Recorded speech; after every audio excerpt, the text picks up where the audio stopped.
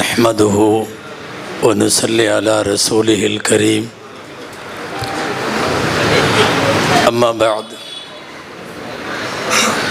فقد قال الله سبحانه وتعالى في كلامه القديم والفرقان الحميد أعوذ بالله من الشيطان الرجيم بسم الله الرحمن الرحيم وما أوتيتم من العلم إلا قليلا صدق الله العظيم. அளவற்ற அருளாளனும் நிகரற்ற அன்புடையோனுமாகிய எல்லாம் வல்ல அல்லாஹுவின் பெயரால் துவங்குகிறேன். அருமை நபிகள் நாயகம் முஹம்மதுர் ரசூலுல்லாஹ் ஸல்லல்லாஹு அலைஹி வஸல்லம் அவர்களின் மீதும் நற்பாக்கியங்கள் நிறைந்த அவர்களுடைய உம்மத்தின் மீதும் குறிப்பாக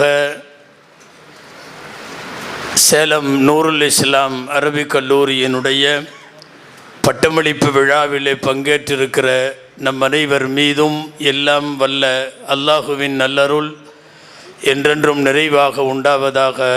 ஆமீன். கண்ணியத்திற்கும் மரியாதைக்கும் உரிய விழா தலைவர்,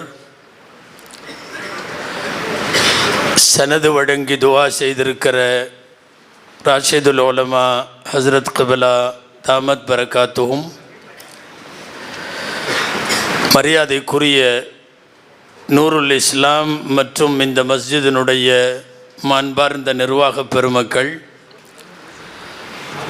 சங்கைக்குரிய நூருல் இஸ்லாம் அரபிக் கல்லூரியினுடைய முதல்வர் உள்ளிட்ட பேராசிரியர் பெருமக்கள், இங்கே முன்னிலை வகிக்கக்கூடிய சேலம் மற்றும் தமிழகம் தழுவிய அளவில் பங்கேற்றிருக்கக்கூடிய மார்க்க அறிஞர்கள்,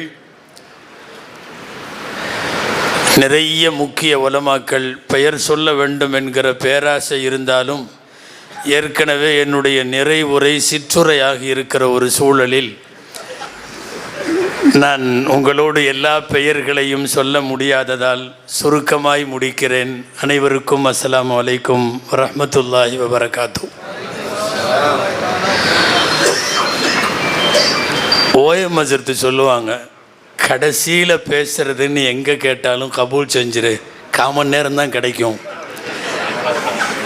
ஹஸ்ரத் அடிக்கடி சொல்லுவாங்க, அப்படி ரொம்ப நேரம் பேசணுன்னு பயமே இல்லை, கடைசியாக போட்டால் சரின்னு சொல்லிடுங்க, 10 நிமிஷம் அல்லது 15 நிமிஷம் கிடைக்கும்.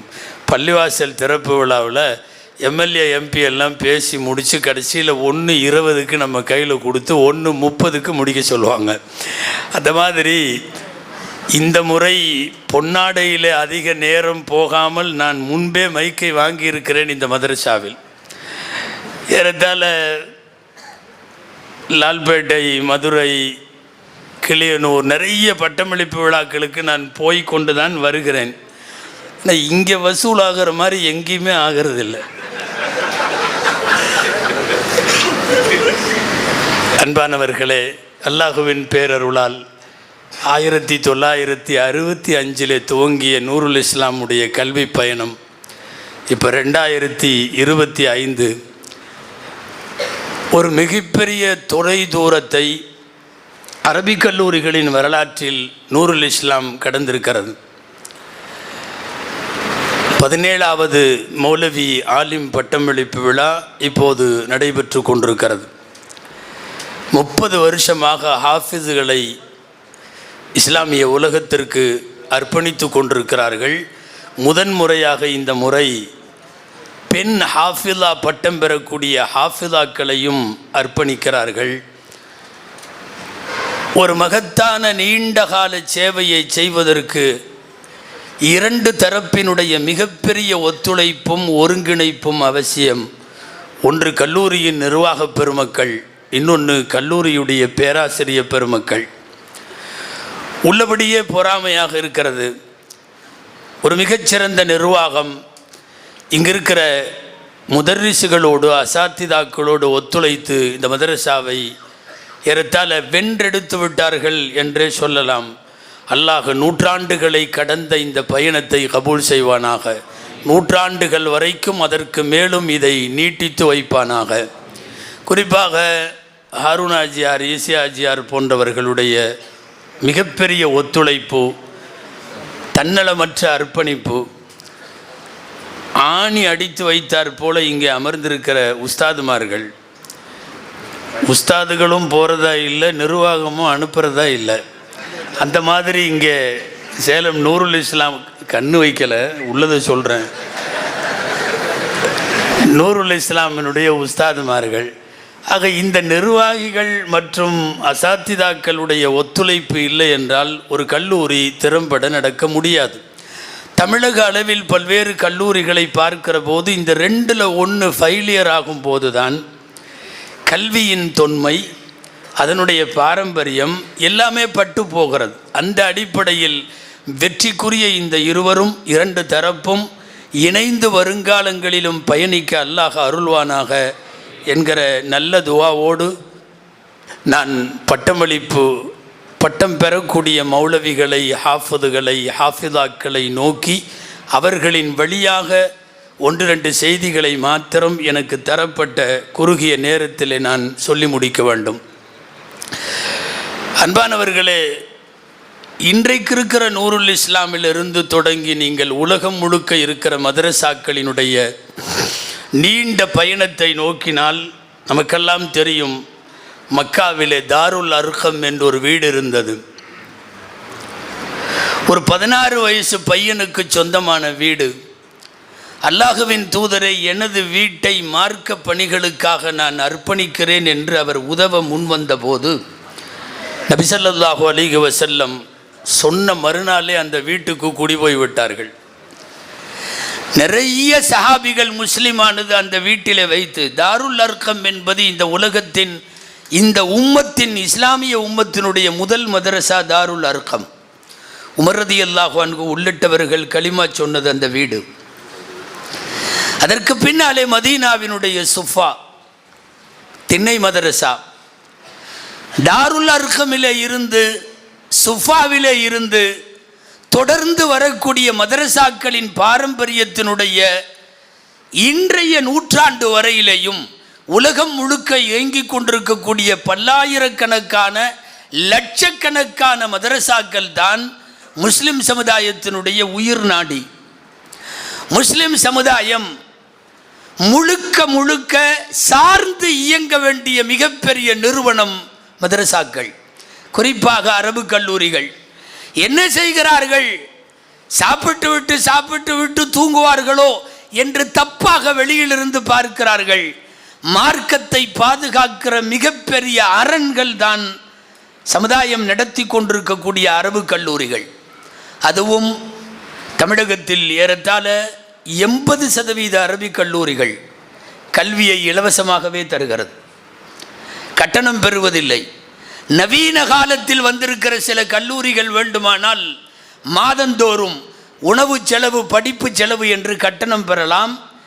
இந்த நூருல் இஸ்லாமை போல தமிழகத்தில் சுமார் 80% மதரசாக்கள் கட்டணம் பெறுவதில்லை, இலவசமாக. ஏறத்தாழ நபிகள் நாயகம் ஸல்லல்லாஹு அலைஹி வஸல்லம் காலத்தில் இருந்ததை போல் அன்றில் இருந்து இன்று வரைக்கும் இந்த மகத்தான பணியை செய்கிறார்கள். இது நீடிக்க வேண்டும்.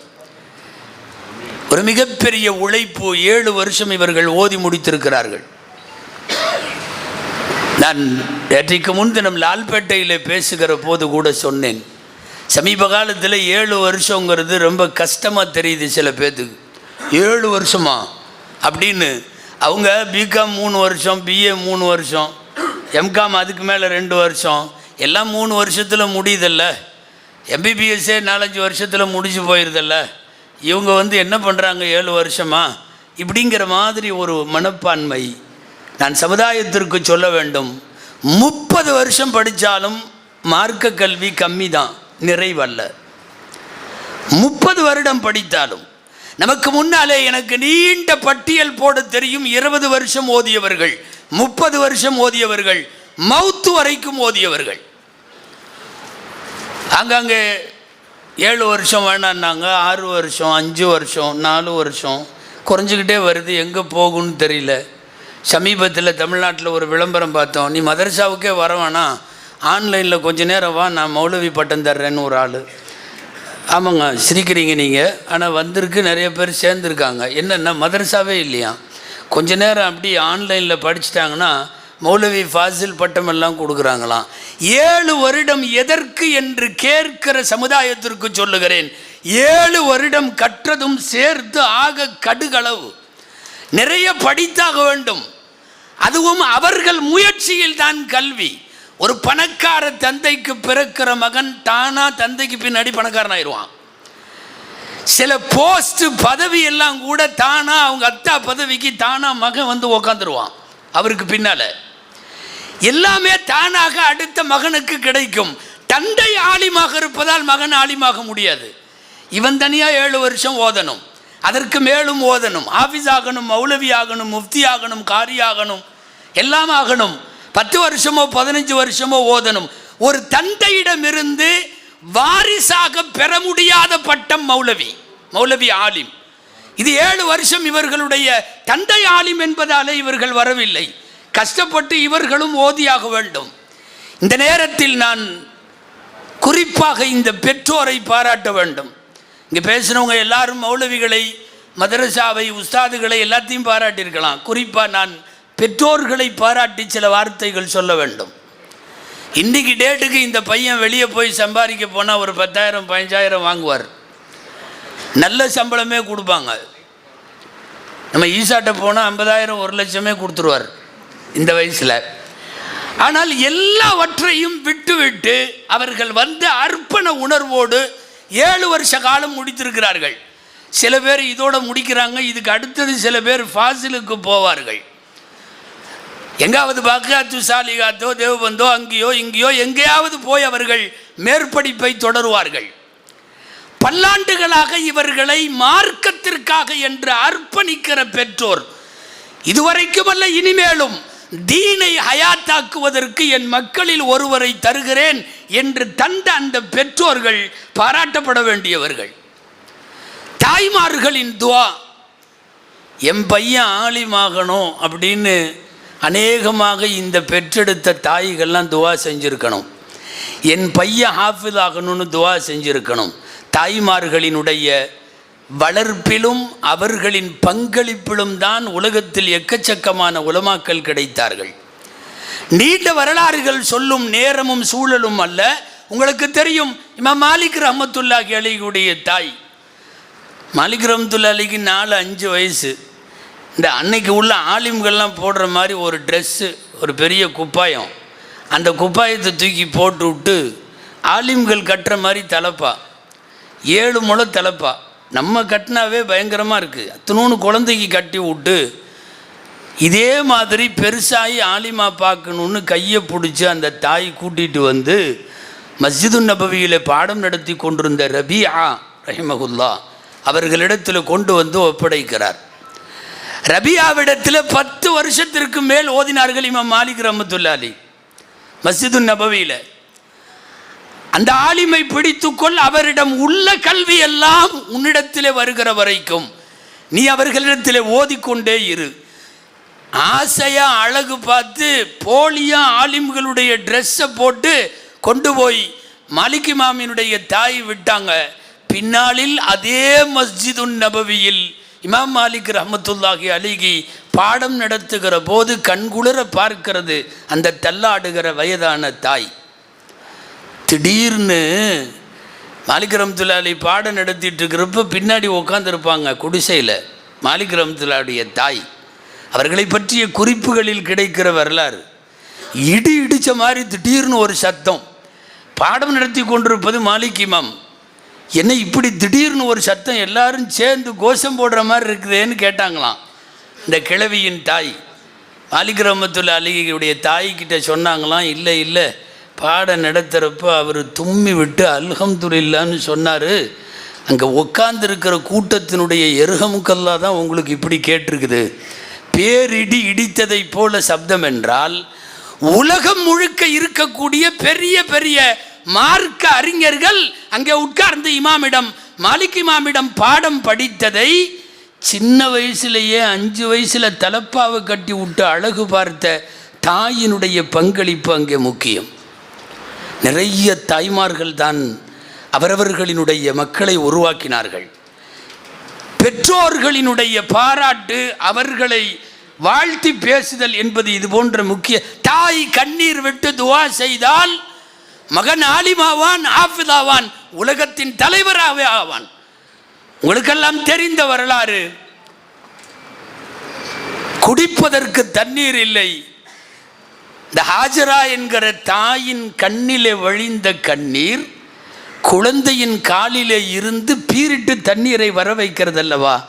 ஒரு தாயின் கண்ணீர் எப்படிப்பட்ட பிரளயத்தையும் உருவாக்கிவிடும் சக்தி பெற்றது. நிறைய பேருடைய தாய்மார்கள் இந்த உலகத்தின் மிகச்சிறந்த வரலாற்று வரிகளில் நீங்காத இடம் பிடித்தவர்கள். அவர்களெல்லாம் உருவாக்கித்தான் உங்களை கொடுத்திருக்கிறார்கள். எனவே 7 வருஷம் என்பதை நிறைவாக தயவு செய்து கருத வேண்டாம். எக்கச்சக்கமாக இன்னமும் நாம் கடக்க வேண்டிய தூரம் நிறைய இருக்கிறது. அதே மாதிரி இவ்வளவு காலம் ஓதுவதற்காக இவர்களை கொடுத்த நீங்கள், ஓதி முடித்த உன்னையும் கூட நிறைய காசு இவர் தரணும்னு தயவு செய்து எதிர்பார்க்க வேண்டாம். இவர்கள் மார்க்கத்தை உயிர்ப்பிக்க போராடுகிற பணியில் பொருளாதாரம் குறைவாகவே இருக்கும். நான் இந்த பெற்றோர்களுக்கு சொல்லுகிறேன். ஆனாலும் அல்லாஹ் கொடுத்து விடுவான். இல்மை தேர்ந்தெடுத்தவனுக்கு பதவியும் வரும், பொருளும் வரும், எல்லாம் வரும். பால்ய வயசுல இருந்து நாம் கேள்விப்பட்ட செய்தி அல்லவா. சுலைமான் அலைஹிஸ்ஸலாமிடம் அல்லாஹ் கேட்பான், 3இல் எது வேண்டும்? கல்வி, பொருள், பதவி. அல் இல்மு வல் மாலு வல் ஜா, 3இல் 1. சின்ன வயசு குழந்தைகளுக்கெல்லாம் சொல்லி கொடுக்குற இர்ஷாதுல் இபாத் கிதாபில் இந்த செய்தி இருக்கும். 3ம் கொடுத்த உடனே சுலைமான் அலைஹிஸ்ஸலாம் எனக்கு இல்மு வேண்டும் என்றார்கள். காசு வேணான்னு தேர்ந்தெடுத்தாங்க, பதவி வேணான்னு தேர்ந்தெடுத்தாங்க, இல்மு வேணும்னாங்க. நடந்தது என்ன தெரியுமா? 3மே கிடைச்சது. 3மே உல்லிம்னா மன்திகத்தைர் வ ஊதீனா மின் குல்லி ஷை, எல்லாவற்றையும் நாங்கள் கொடுக்கப்பட்டோம். சுலைமான் அலைஹிஸ்ஸலாம் பேசுகிறார்கள். தேர்ந்தெடுத்தது எதை தெரியுமா? இல்மை. கல்வியை தேர்ந்தெடுத்தால் கூடவே பொருள் வரும், பொருளாதாரம் வரும், அல்லது பொருளுக்கான வழிகள் வரும், அல்லது பொருளாதாரத்தை கையிலே வைத்திருக்கிற பெருமக்கள் எல்லாம் வந்து விடுவார்கள், எல்லாம் வந்து விடுவார்கள். பதவியும் பொருளும் கல்வியின் துணை சாதனங்கள், அது தானாக வரும். நீ ஓதி முடித்து விட்டாய், எவ்வளவு சம்பளம்னு கேட்க வேண்டாம். காசே இல்லாவிட்டாலும் காலம் உள்ளளவும் நீ மார்க்க பணியாற்ற வேண்டும் என்பதைத்தான் கேட்க வேண்டும். உங்களுக்கு தெரிந்த வரலாறாக இருக்கலாம். இன்றைய போர் சத்தம் கேட்டுக்கொண்டிருக்கிற பலஸ்தீன கஸ்ஸா, 2 வயசு குழந்தை, ஒரு தாய், தகப்பனார் மௌத்தாயிட்டார். யத்தீம் என்கிற அடையாளத்தோடு, விதவை என்கிற பெயரோடு அந்த ஊர்ல இருக்க விரும்பல. என் பையனை நான் ஆலிமாக்க வேண்டும், பெரிய லட்சியத்தோடு வளர்ந்த மார்க்க கல்வியின் தாகம் எடுத்த தாய் கூட்டிட்டு போறாங்க மக்காவுக்கு.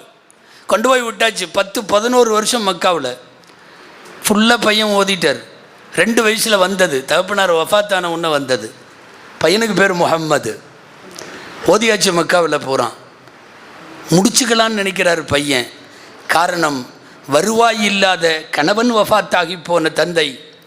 இந்த தாய் மக்காவில் உள்ள வீட்டில் எல்லாம் வேலை செஞ்சு, பாத்திரம் கழுவி, வீட்டு வேலை செய்து தன் மகனை ஓத வைக்கிறார்கள். மகனே, மக்காவில் முடித்தா பத்தாது, மதீனாவில் நிறைய பேர் இருக்காங்களாம், அங்கே போய் ஓதிட்டு வா. மதீனாவுக்கு போனார்கள். 5 வருஷம் அங்கேயும் ஓதி முடித்து திரும்ப அம்மாட்ட வந்தாங்க. மகனே, யமனில் ஒரு ஊர் இருக்கான், யமனுடைய சன்னாவில் பெரிய பெரிய மார்க்க அறிஞர்கள் இருக்காங்களாம், நீ அங்கே கொஞ்சம் போய் ஓதிட்டு வா. ஒரு 3 வருஷம் போகிறார். யமனில் போய் 3 வருஷம் முடிச்சுக்கலாம். இதோட யமனை முடித்து விட்டு வருகிற போதே உள்ளத்தில் சிந்தனை, போய் எங்கள் அம்மாவை பாத்திரம் தேய்ச்சி வீடு வீடாக வேலை செய்கிற அந்த அம்மாவை இனிமேல் உட்கார வச்சு சோறு போடணும், இனி ஆகாது அப்படின்னு சொல்லி வந்தா தாய் சொல்லுகிறாள், எவ்வளவு பெரிய கல்வி தாகமுடைய தாயாக இருக்க வேண்டும். இங்கே நிறைய தாய்மார்கள் கேட்டுக்கொண்டிருக்கிறார்கள் என்பதால் அவர்களை ஊக்குவித்து சொல்லுகிறேன். மகனே, பக்தாதில் நிறைய உலமாக்கள் இருக்காங்களாம், பெரிய பெரிய அளவில் ஓதுறவங்கெல்லாம் அங்கே தான் போகிறாங்களாம். பக்தாதுக்கு மட்டும் போயிட்டு வந்துடுறேன். மக்கா முடிந்து, மதினா முடிந்து, யமன் முடிந்து, பக்தாதுக்கு போன இடத்தில் இவருடைய அளப்பரிய ஆற்றலை பார்த்துவிட்டு ஓதுவது ஒரு பக்கம், மறுபக்கம் பாடம் நடத்தினார்கள். இவ்வளவு பெரிய திறமையானவர் என்று மன்னர் ஹாரூன் ரஷீதுக்கு தகவல் கிடைத்து அரண்மனைக்கு வர சொல்லி சில வருஷம் அங்கேயும் கழிஞ்சது. நீ ஊருக்கு போன ஹாரூன் ரஷீது பாதுஷா அனுப்பி வைக்கிற போது ஒரு பை நிறைய தங்க காசு கொடுத்து போ ஊருக்குன்னாங்க. மக்காவுக்கு வருகிறார். இந்த தாயிட்ட தகவல் சொல்கிறாங்க, உன் பையன் வர்றாரு, முகம்மது வர்றாரு, சும்மா வரல, அரசர் கொடுத்த தங்க காசோடு வர்றாரு. இனி உனக்கு லைஃப்பில் எந்த கவலையும் இல்லை, பெரிய பையில் தங்க காசோடு வர்றாரு, பரம்பரையே சாப்பிட்ற மாதிரி, உனக்கு எந்த கவலையும் இல்லைன்னு சொன்னப்போ திரும்ப சொல்லி அனுப்பிச்சது அந்த தாய். சொல்லுங்கள் எனது மகனிடம், மக்காவுக்குள் நுழைகிற போதே இருக்கிற ஏழைகளிடம் அத்தனை தங்க காசையும் பிரிச்சுட்டு எங்கிட்ட ஓத போன மாதிரியே அந்த பையன் திரும்பி வரணும், அவன் கல்வியோடு வரட்டும், காசோடு வர வேண்டாம். அன்பானவர்களே, யார் தெரியுமா? இமாம் ஷாஃபி ரஹ்மத்துல்லாஹி அலைஹி, முஹம்மது இப்னு இத்ரீஸ் ஷாஃபிஈ. 2 வயசில் தகப்பனார் மௌத்தாகி அந்த தாய் எவ்வளவு ஆசைப்பட்டிருக்க வேண்டும், எவ்வளவு பிரயாசைப்பட்டிருக்க வேண்டும். பக்தாதில் இருந்து வந்து அதே மாதிரி வாசலில் எல்லாத்தையும் கொடுத்துட்டு வெறுங்கையோடு தாயிடத்தில் வந்து நிற்கிற போது அகில உலகத்தின் மாபெரும் சட்டமேதையை தன் மகனை நிறுத்தி பார்க்கிறார்கள் அந்த தாய். நீ ஓதி முடிச்சிட்ட, இப்போ நம்ம மௌலவிகளை பார்த்து நம்ம ஊரில் உள்ளவங்களும் உலகத்தில் உள்ளவங்களும் கேட்குறாங்க, கிடைக்கும் எங்கே கிடைக்கும்? மதரசாவுக்கு போனால் எவ்வளோ, இமாமா போனால் எவ்வளோ, இல்லை ஃபாரினுக்கு போகிறியா? ஓதி முடித்து விட்டு நீங்கள் என்ன யோசிக்கிறீர்களோ அதற்கு நேர் எதிர் சிந்தனை. இமாம் ஷாஃபி ரஹ்மத்துல்லாஹியுடைய தாய் எல்லா காசையும் தங்க காசை கொடுத்து போட்டு வெறுங்கையோடு தன் மகனை வர சொல்லி உலகத்தின் பெரிய பெரிய பல்கலைக்கழகங்கள் தோற்று போகிற அளவுக்கு இல்மை காலமெல்லாம் மௌத்தாகிற வரையும் கற்றுக் கொடுக்க சொன்னார்கள். 52 வயசு இமாம் ஷாஃபி வஃபாத். உங்களுக்கெல்லாம் தெரியும், 52 வயதில் இமாம் ஷாஃபி ரஹ்மத்துல்லாஹி அலைஹி வஃபாத் ஆகிவிட்டார்கள். நான் இன்னும் என்ன தெரியுமா? இன்னைக்கு உலகத்தில் இன்றைக்கு வாழுகிற சுமார் 180 கோடி பேரில் 50 கோடி பேர் அந்த ஒரு மனிதரை பின்பற்றுகிறார்கள். ஒரே ஒருவர் இமாம் ஷாஃபிஈ ஒற்றை மனிதர் சொல்லிக் கொடுத்த பிரகாரம் தக்பீர் கட்டுகிற 50 கோடி பேர், அந்த ஒற்றை மனிதர் எழுதி வைத்த பிரகாரம் குனூத் ஓதுகிற 50 கோடி பேர், தொழுகை முறைகளிலிருந்து எல்லா சட்டத்தையும் உலகத்தின் பெரிய சட்டமேதை என்கிறார்களே, யார் உருவாக்கியது என்று நினைக்கிறீர்கள்? பெற்றோரின் கனவு, பெத்த தாயின் கண்ணீர். ஊடா பாத்திரம் தேய்ச்சாவது என் பையன் ஆலிமாகணும்னு கேட்ட அந்த துடிப்பு இருக்கிறது அல்லவா? அல்லாஹு அக்பர். நான் நீண்ட வரலாறு இது சொல்லிக்கொண்டே போவேன். ஏராளமான மார்க்க அறிஞர்களை இந்த சமுதாயத்திற்கு உருவாக்கி தந்து காசு வேண்டாம், காலம் உள்ளளவும் அல்லாஹுவை பற்றி ரசூலை பற்றி சொல்லிக்கொண்டே இருக்கிற மகன் வேண்டும். தன் மகனை சான்றோன் என கேட்ட தாய் என்று சொல்லுவது போல தன் மகன் ஆலிமாய், இமாமாய், உஸ்தாதாய், முதர்ரிசாய், தாயியாய், காதியாய், எத்தனை பரிணாமம் இந்த மார்க்கத்தில் இருக்குமோ அத்தனையும் வேண்டும் என்று கேட்டவர்கள் இமாம் ஷாஃபியினுடைய தாய் போன்றவர்கள். ஒரு குழந்தையில இருந்து இப்படி எத்தனையோ பேத்தை உருவாக்கிய எத்தனையோ தாய்மார்கள். அன்னைக்கு அந்த உலமாக்களுடைய தாய்மார்கள் யாரும் இனிமேல் உனக்கு எவ்வளோ சம்பளம் கிடைக்கும்னு கேட்கல. ஆனால் இன்னைக்கு உள்ள பொருளியல் உலகத்தில் நாம் ஓதி முடிக்கும் போதே அதை கேட்கிறோம். நான் தயவு செய்து இந்த மௌலவி ஆலிம்களுடைய ஹாஃபதுகளுடைய பெற்றோரை கேட்கிறேன், நீ எவ்வளவு காசு தருவேன்ட்டு இவங்கள்ட்ட கேட்காதீங்க, கேட்க வேண்டாம். நீ எங்கே இருந்தாலும் மௌத்தாகிற வரை மார்க்க பணியை செய்து கொண்டே இருக்க வேண்டும் என்று மாத்திரம் சொல்லுங்கள். காசு எவ்வளவு கிடைக்கும் என்று வேண்டாம். காசு வரும் போகும். காசு உள்ளவர்களின் பிரச்சனைகள் நமக்குத்தான் தெரியும். நான் விவரமாக சொல்ல விரும்பவில்லை. லனா இல்முன் வலில் ஜுஹலா இமாலுன். ரலீனா கிஸ்மத்தல் ஜப்பாரி ஃபீனா, அல்லாஹுடைய பொருத்தம் இது நம்மை இல்முக்கென்று தேர்ந்தெடுத்திருக்கிறான். நான் இதுக்கு முன்னாடி நிறைய பட்டமளிப்பு விழாவில் சொல்லியிருக்கேன். ஒரு 4-5 செய்தி சும்மா நினைவுபடுத்துறதுக்காக சொல்கிறேன். உலகத்தில் தற்கொலை செய்யாத கூட்டம் உலமாக்கள். பெரிய பெரிய பணக்காரன், தொழிலதிபர், நடிகர், நடிகை எல்லா பயிலும் தற்கொலை பண்ணிக்கிறான். நிறைய பேர் தற்கொலை பண்ணிக்கிறான். தற்கொலை செய்யாத கூட்டம். மாத்திரை சாப்பிடாமல் படுத்த உடனே கொரட்டை விடுற கூட்டம். நம்ம தூக்கமெல்லாம் ரொம்ப ஃபேமஸ்.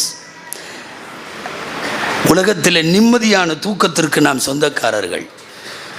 நாங்கள் உரத்து சொல்லுகிறோம், பசியால் ஒரு ஆளும் இதுவரை மௌத்தானதில்லை. சாப்பாடு இல்லை என்கிற கஷ்டம் அகில உலகத்தின் எந்த ஆலிமுக்கும் அல்லாஹ் வைக்கவில்லை.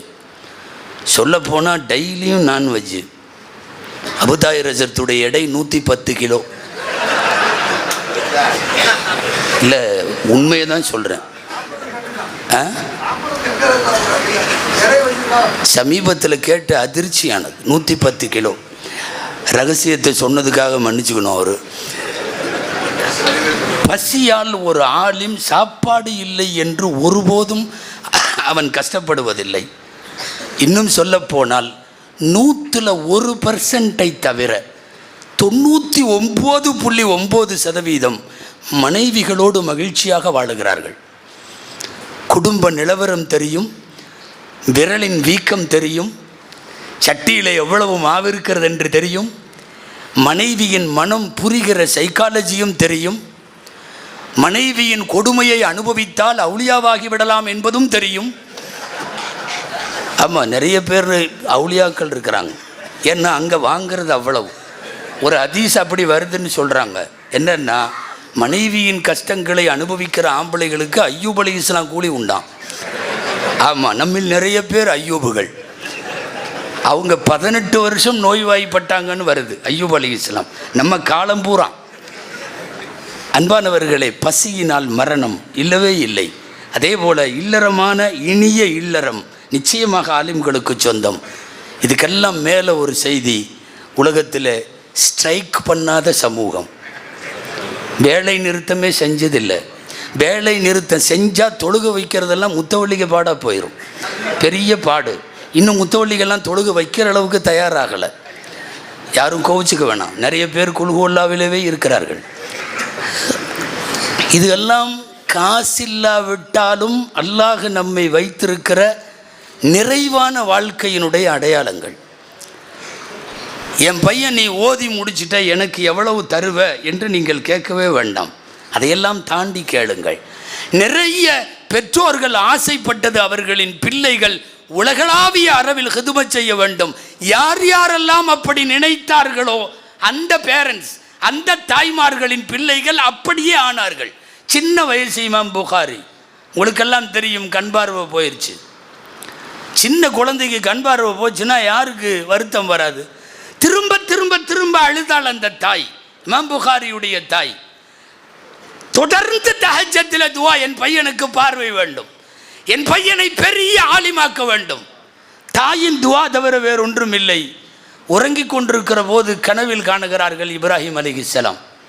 தந்தை இப்ராஹிம் அலைஹிஸ்ஸலாமை கனவிலே காணுகிறார்கள்.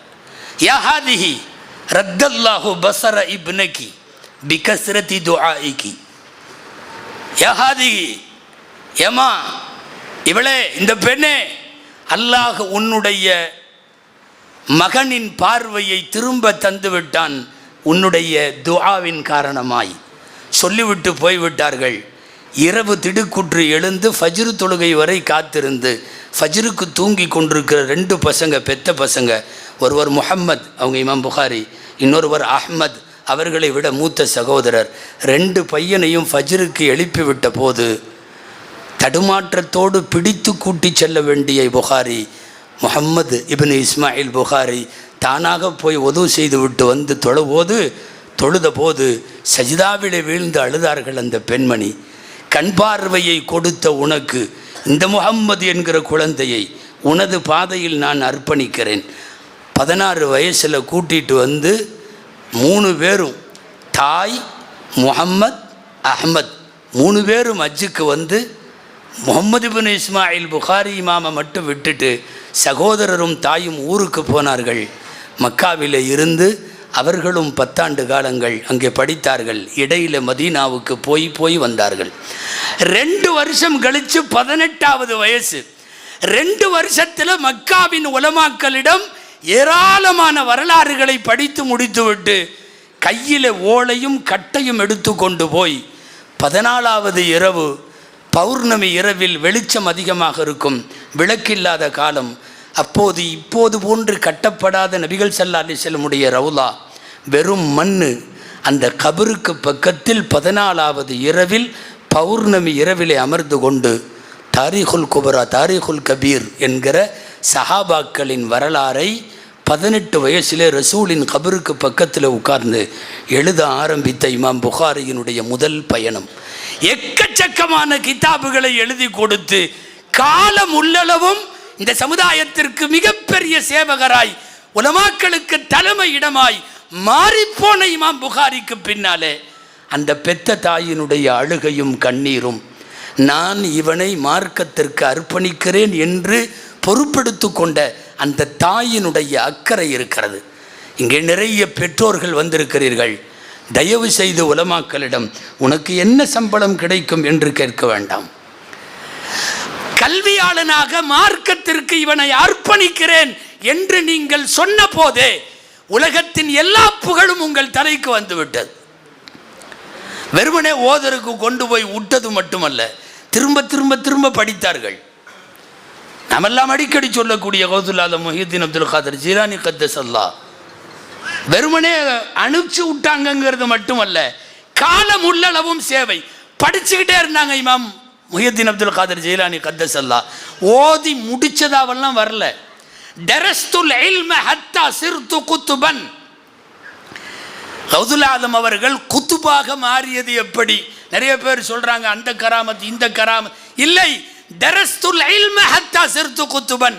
நான் கல்வியை படித்து படித்து படித்து அதன் மூலமாகவே குத்துபாகி விட்டேன். குத்துபாகுவதற்கு இல்மின் கரை கண்ட இல்மு தேவை. இந்த இந்த இந்த நான் சொன்ன நீண்ட பட்டியலிலே எத்தனையோ பெரியவர்கள், இவர்கள் எல்லாரும் அவர்களுடைய பெற்றோர்களால் மார்க்கத்திற்கு என்று அர்ப்பணிக்கப்பட்டவர்கள். அவர்கள்தான் இன்றைக்கு 7 வருஷமோ பல வருஷமோ ஓதி முடித்திருக்கிறார்கள். கல்விக்கு கரை இல்லை, கல்விக்கு வயதில்லை, காலமெல்லாம் ஓதிக்கொண்டே இருக்க வேண்டும்.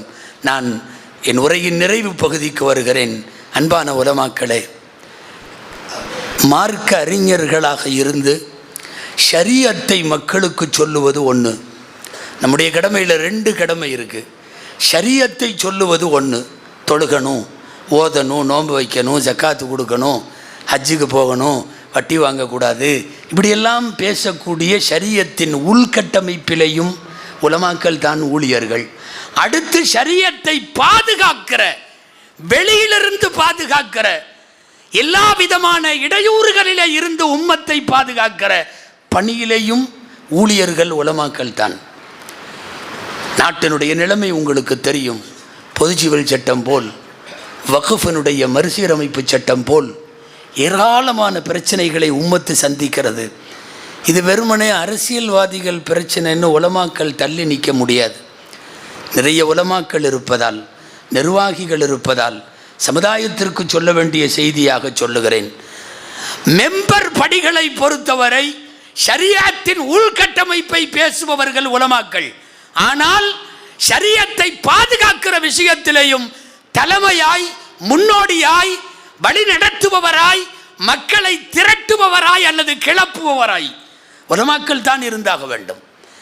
இந்த நாடு எதிர்நோக்குகிற மிக மோசமான சட்டங்களும் செயல்பாடுகளும் வருங்காலத்தினுடைய வியூகங்களும் அப்படிப்பட்ட கவலையை தருகிறது. எவன் வந்து சொன்னாலும் குர்ஆனை மாற்ற முடியாது, ஹதீஸை மாற்ற முடியாது. மக்கள்கிட்ட இந்த உணர்வுகளை ஊட்டிக்கொண்டே இருக்க வேண்டியது கடமை. வக்ஃபு சட்டம் வந்தால் வந்துட்டு போட்டும், பொது சிவில் சட்டம் வந்தால் வந்துட்டு போட்டும்.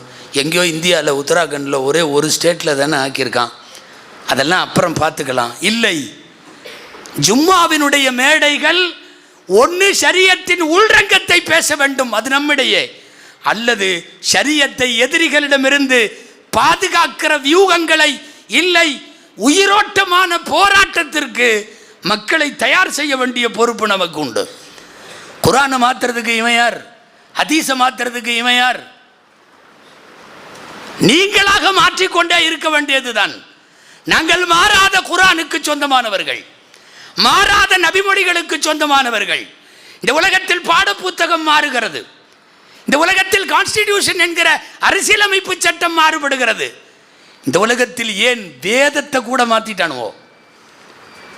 மாறாதது எங்களுடைய ஷரியத்தும் சட்டங்களும், எங்களின் குர்ஆனும், எங்களுடைய ஹதீஸும்.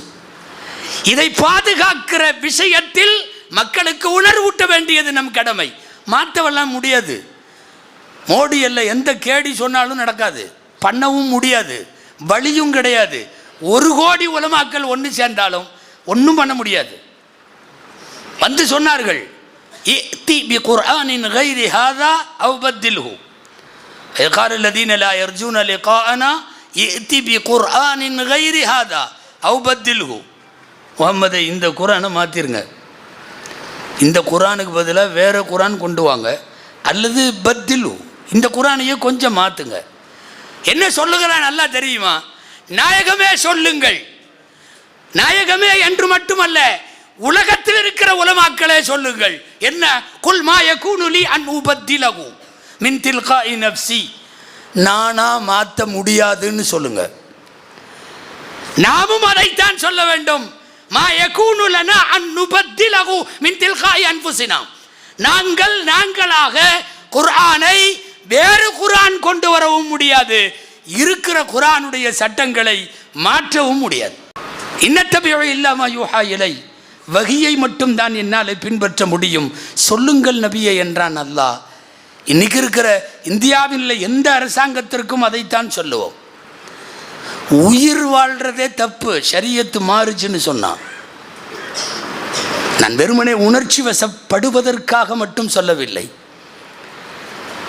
ஜக்காத்து குறித்த மசாயில்கள் விவாதமான போது அபூபக்கர் ரலியல்லாஹு அன்ஹு சொன்ன வார்த்தை அது, அயன் குசுத்தீனு வ அன ஹய்யுன். நான் உயிரோடு இருக்கிறப்ப மார்க்கத்தை குறைக்க விடுவோமா? குறையுமா? மார்க்கம் குறைய அனுமதிக்கலாமா? மார்க்க சட்டம் நாங்கள் உயிரோடு இருக்கிற வரை குறையக்கூடாது என்று உரத்து உலகத்திற்கு சொல்ல வேண்டிய பொறுப்பு உலமாக்கள்கிட்ட உண்டு. இவன் என்னமோ ஒரு விஷமத்தனத்தில் பொது சிவில் சட்டம் என்கிறான்.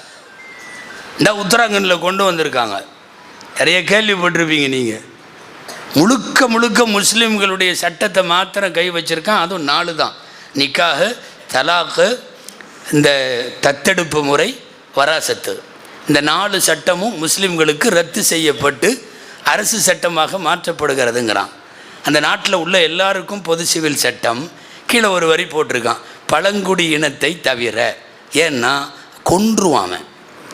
இந்த பழங்குடின்னு இருக்கான் பாரு, ஆதிவாசி, மலைவாசி, இவன்லாம், நீ அவனுக்கெல்லாம் அவன் தனி சட்டம், அவன் தனி சிவில் கோடு அவனுக்கு இருக்குது.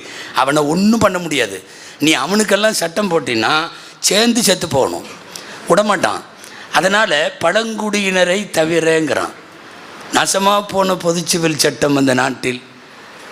இந்த எந்த கல்யாணமும் பண்ணாமல் அங்கொன்றும் இங்கொன்றும் சேர்ந்துட்டு வாழுதில்ல, அதுக்கெல்லாம் இன்றைக்கி லிவிங் டுகெதர்னு சொல்கிறான்ல, கெட் டுகெதருங்கிறான்ல. அவங்கவுங்களா சேர்ந்துக்கிறது கொஞ்ச நாளைக்கு, அப்புறம் அவங்கவுங்களா கொஞ்ச நாளைக்கு போயிடுவாங்க, இருந்துட்டு இப்போ வேணாம் போர் அடிக்குதுன்னு பிரிஞ்சுக்குவாங்க.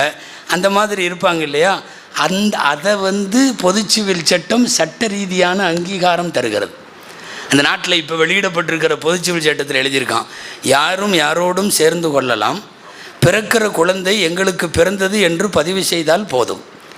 சேர்ந்து வாழ்கிறது மட்டுமில்ல, குழந்தையும் பெற்றுக்கலாமா, பெற்றுக்கிட்டு கொண்டு வந்து பதிவு மட்டும். நாசமாக போன பொது சிவில் சட்டம். கேட்டவனெல்லாம் காரி துப்புவான். ஏண்டா எல்லாவற்றிற்கும் ஐரோப்பிய நாடுகளை பார்க்கிற தற்குறிகளை உங்களை கேட்கிறேன். ஐரோப்பாவில் பொது சிவில் இல்லை. நீ தூக்கி வச்சு கொண்டாடுற அமெரிக்காவில் பொது சிவில் இல்லை. அங்கே எல்லாம் ஸ்டேட்டுகளில் வேறு சட்டம். ஒரு ஸ்டேட்டினுடைய சட்டம் இன்னொரு ஸ்டேட்டில் செல்லாது. யாருக்காக பொது சிவில் சட்டம்? ஷரீஅத்தை குறைப்பதை, ஷரீஅத்தை தள்ளி வைப்பதை, ஷரீஅத்திற்கு எதிரான போராட்டம் என்று வருகிற போது தயவு செய்து நீங்கள் தொழுவுங்க, நீங்கள் நோன்பு வைங்க, இதை மட்டுமே பேசி கொண்டிருப்பது முடியாது. உலமாக்கள் அந்த கட்டத்தை தாண்டி ஷரியாத்திற்கு வெளியில் இருந்து வரக்கூடிய ஆபத்துகளை எல்லாம் பேச வேண்டும். இவன் கொண்டு வர்றதுனால ஒன்றும் ஆக போகிறதில்ல. நாங்கள் பாங்கை தடை செய்வோம், செஞ்சுக்கோ. நீ தொழுகையை தடை செஞ்சிருவியா? நீ பாங்கே தொழுகைக்கு தான் சொல்கிறோம். என் வீட்டில் நான் தொழுவதை, நான் சஜிதா செய்வதை கியாமத்து வரை உன்னால் கண்ட்ரோல் பண்ண முடியாது. நீ கை வைக்கிறதெல்லாம் இங்கே அதிகமாகிட்டு தான் போகும். காலேஜுக்குள்ளே புர்கா போட விட மாட்டேன்னு என்ன நடந்தது? யார் புர்கா போடாமல் இருந்தா? புள்ளி விவரம் சொல்லுது, இந்தியாவில் நோஸ் பீஸ் வரையும் போடுறவங்க அதிகமாகிட்டே போகிறாங்களாம். அதிகமாகிட்டே போகிறாங்க. மேல் நாடுகளிலும் அதுதான். அவ நிர்வாணமாக நடிச்சிட்டு இருந்த நடிகைவெல்லாம் கொண்டு வந்து நாங்கள் நோஸ் பீஸ் வரையும் போட வச்சுருக்கோம். ஐரோப்பிய கண்ட்ரியில் எக்கச்சக்கமான பேர் அப்படிப்பட்ட புர்காவோடு இருக்கிறார்கள். நீங்கள் புர்காவை தடை செய்யணுங்கிற, பாங்கை தடை செய்யணுங்கிற, என்ன வேணாலும் தடை செய்ய. மாட்டுக்கறின்னு படுகொலையெல்லாம் பண்ண. நெஞ்சில் கை வச்சு சொல்லு, 1% பீஃப் சாப்பிட்றது கம்மியாக இருக்குதா? 1% கம்மியாக இருக்கா? இல்லவே இல்லையே. சென்னையில் உணவு திருவிழா நடந்துச்சு சமீபத்தில். உணவு திருவிழா பீச்சில் அங்கே போட்டிருந்தான். தமிழ்நாட்டினுடைய எல்லா மாவட்டத்தினுடைய எல்லா ஊருடைய ஸ்பெஷலைஸ்டு உணவுகளை பூரா வச்சுட்டான். நூற்றுக்கணக்கான கடைகள். உணவு திருவிழான்னு இப்போவெல்லாம் பஞ்சம் இல்லாமல் இது ஒன்று தான் நடக்குது. புத்தக திருவிழாவுடைய கூட்டத்தை விட உணவு திருவிழாவுக்கு அதிகமாக வந்தது, அது வேறு. இப்போது வந்தவன் எல்லாம் கடைசி வரையும் சுற்றி பார்த்து போட்டு திடீர்னு ஒரு குரூப்பு போராட ஆரம்பிச்சிட்டான். மாட்டுக்கறி கடை எங்கே அப்படிங்கிறான். ஏன்னா இல்லை, என்ன காரணத்தினாலேயோ முதல் கடையிலேருந்து ஸ்டாலில் கடைசி ஸ்டால் வரையும் பீஃபு மட்டும் வைக்காமல் விட்டானுவோ. போராட ஆரம்பிச்சிட்டான். நல்லா கவனிச்சுக்கோ, போராட்டத்தில் ஒரு ஆள் கூட முஸ்லீம் இல்லை. நாங்களும் எங்களுக்கு தெரியும் எங்கே விற்கிதுன்னு, நாங்கள் பின்னாடி சந்தில் போய் வாங்கிட்டு வந்துடுவோம் இல்லையா? பாய்கள்லாம் யார் வாங்க நின்று கடை எங்கே இருக்குது, ஏன் மிஸ் ஆச்சுன்னெல்லாம் யாரும் கேட்கல, எங்களுக்கு தெரியும். ஆனால் அத்தனை பேரும் போராடி கடைசியில் வேறு வழி இல்லாமல் இந்த கரூர் ஸ்டாலுக்கு பக்கத்தில் தான் ஒரு ஸ்டாலை போட்டு, விருதுநகர் அந்த ஸ்டாலுக்கும் இதுக்கும் இடையில பீஃப்னு சொல்லி திறந்தா அங்கே மட்டும்தான் வரிசையில் நிற்கிறான். எல்லா வகையான இட்லி, தோசை, அது இது, திருநெல்வேலி அல்வா, மணப்பாறை, முறுக்கு, எங்கேயும் கூட்டம் இல்லை. அங்கே மட்டும்தான் கூட்டம். நீ மாட்டுக்கறிக்காக படுகொலையே செய்யலாம். இந்த நாட்டில் பீஃப் சாப்பிட்றதையெல்லாம் உன்னால் குறைக்க முடியாது. எனவே நான் சொல்ல வருவது, ஷரியத்திற்கு எதிரான மனோபாவம் அரசிடம் இருந்தோ அதிகார மையத்திடம் இருந்தோ தொடர்ந்து ஏற்படுகிற போது அதற்கு எதிராக களமாட வேண்டிய முக்கியமான பொறுப்பு நமக்கு உண்டு. ஏன்னா கொஞ்சம் கொஞ்சமாக எல்லாத்தையும் விட்டுட்டா அப்புறம் இதுவும் சவுதி மாதிரி ஆயிரும். நம்ம நேரம் பாரு, சவுதியை எப்படி உதாரணம் காட்டுற மாதிரி ஆயிடுச்சு. அவன் அங்கே எல்லாம் சாராய கடையெல்லாம் திறந்து விட ஆரம்பிச்சிட்டான். இப்போ பக்காலாவில் மார்க்கெட்டுகளில், டிபார்ட்மெண்டல் ஸ்டோர்களில் வந்து மது விற்பனை செய்யலாம். இதில் வேறு வக்கனையாக ஒரு ரூல் போட்டிருக்கான். ஒரு நபருக்கு 40 லிட்டர் மட்டும் தரப்படும். அட கொள்ளையில் 40 லிட்டர், அதை வேறு எப்படி பிளாக்கில் வாங்கிறதுன்னு எங்களுக்கு தெரியாதா? ஒரு நபருக்கு 40 லிட்டர். இப்போ 6 மாதத்துக்கு முன்னாடி, கடந்த ஆகஸ்ட்டில் நினைக்கிறேன், வெளியே வந்த சட்டம் தெரியும் உங்களுக்கு. சவுதியினுடைய ஹோட்டல்களில் அந்நிய ஆண் அந்நிய பெண் 2 பேரும் ரூம் எடுத்து தங்குவதற்கு இதுகாரும் இருந்த தடை நீக்கப்படுகிறது. யார் வேணாலும் ஜோடியாக சேர்ந்து யாரை வேணாலும் கூட்டிகிட்டு போய் ரூம் புக் பண்ணிக்கலாம். அது இதுவரைக்கும் தடையாக இருந்த. நான் சொல்ல வர்றது, அங்கேயும் சத்தியத்தை உரத்து பேசிய உலமாக்கள் சிறைக்கு போய்விட்டார்கள். அவங்கெல்லாம் ஜெயிலில் இருக்காங்க. கிட்டத்தட்ட 11 மூத்த ஆலிம் பெருந்தகைகள், குல்லியத்தை ஷரியாவினுடைய முதல்வர் உட்பட எல்லாம் உள்ளே இருக்காங்க. ஆனால் பேசாத சில பேர் வெளியில் தான் இருக்காங்க. சொல்லப்போனால் மெம்பரில் அந்த முகமது பின் சல்மானுக்கு துவாவும் செய்கிறார்கள்.